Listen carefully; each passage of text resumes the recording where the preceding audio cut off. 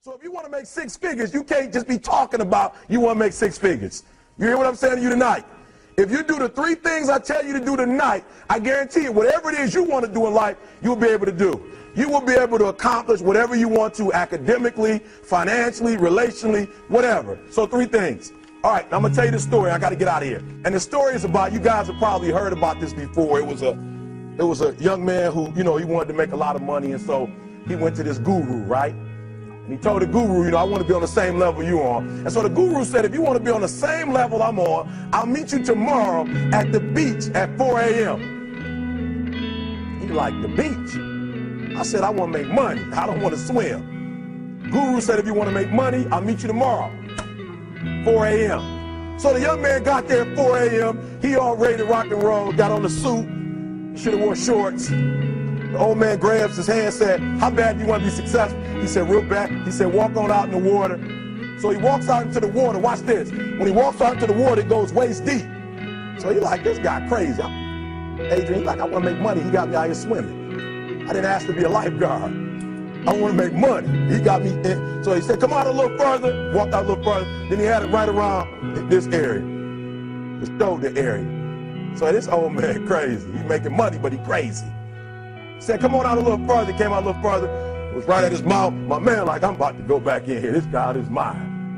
So the old man said, I thought you said you wanted to be successful. He said, I do. He said, walk a little further. He came, dropped his head in, held him down, hold him down. My man didn't scratch it, holding him down. I got you. I know you brushed it out, but I got you. He had him held down. I need you for an illustration. He had him held down. Just before my man was about to pass out, he raised him up. He said, I got a question for you. Somebody answer the question for me. He said, when you were underwater, what did you want to do? Lee, I'm looking for a different word though than lip. What's that word?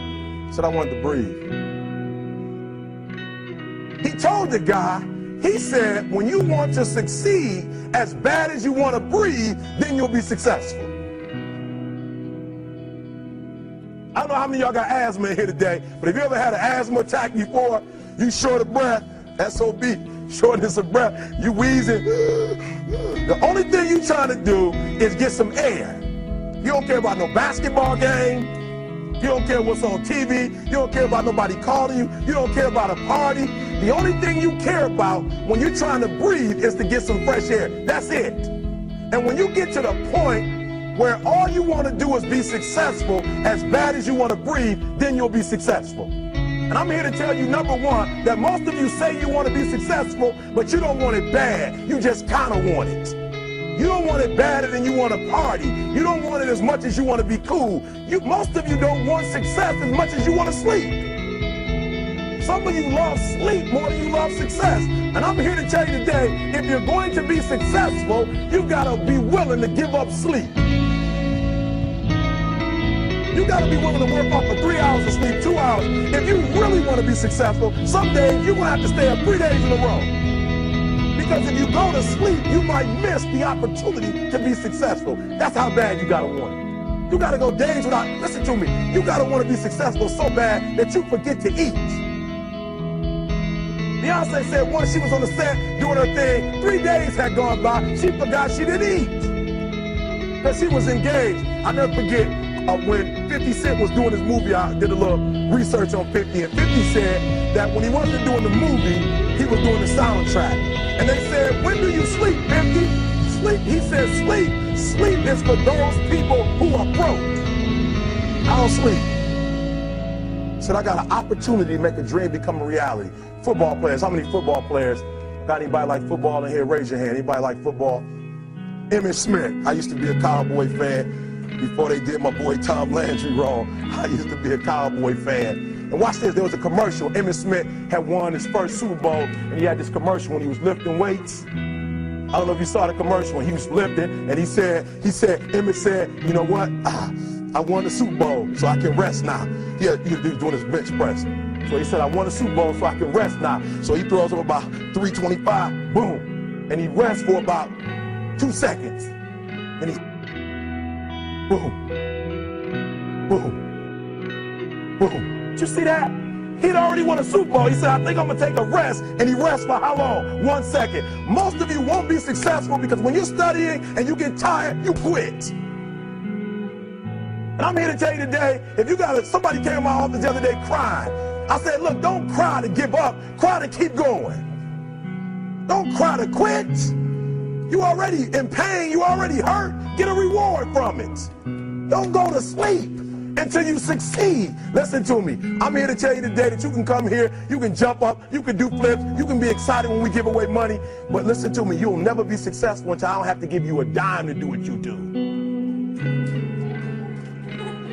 You won't be successful until you say, I don't need that money, because I got it in here. So listen to me. Emmett Smith said this at the end of the commercial. Emmett Smith said, all men are created equal. Some work harder in preseason.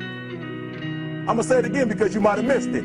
All men are created equal. Some work harder in preseason. So that means that there are some people who are going to see the professor, going to see the TA. And even when the professor says, I don't meet with you, my TA meets with you, you say, I don't want to talk to your TA.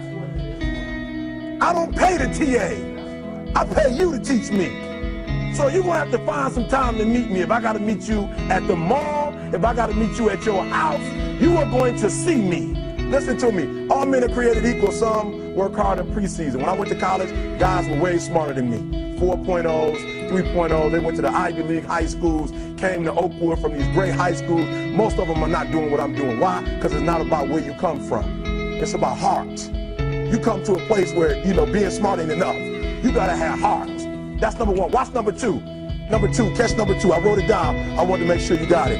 It says, watch this. We're talking about sacrifice now. The important thing is this. You're right in why I'm saying it, because I only have about 3 more minutes. Listen to me. The most important thing is this: to be able at any moment to sacrifice what you are for what you will become. That's the number 2 thing. You got to catch that one. To be able to, listen to me, at any moment. Some of you can make sacrifices when Monday Night Football is not on. You can make a sacrifice. But when the game come on, for some reason, you just attached to it.